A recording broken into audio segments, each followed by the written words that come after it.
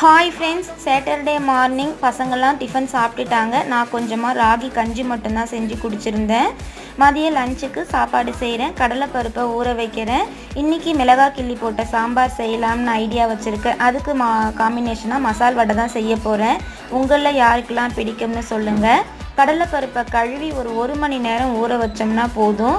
இப்போ ஊறின பருப்பை வடிகட்டிட்டு மிக்சி கப்புக்கு மாற்றி 4 பல் பூண்டு, கொஞ்சம் சோம்பு போட்டு கொரகொரப்பாக அரைச்சி எடுத்துக்கோங்க.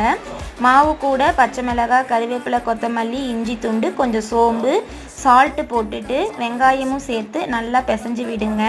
இப்போது வானலில் எண்ணெய் சூடானதுக்கப்புறம் மாவை குட்டி குட்டி உருண்டையாக எடுத்து தட்டி போட்டோம்னா நமக்கு மசால் வடை ரெடி ஆகிடும். ஒரு பக்கம் வெந்த பிறகு மறுபடியும் திருப்பி போட்டு கோல்டன் ப்ரௌன் ஆகிற வரைக்கும் வேக வைங்க. சூப்பரான மசால் வடை ரெடி. இன்றைக்கி லஞ்சு மிளகாய் கிள்ளி போட்ட சாம்பார், மசால் வடை. பாய்.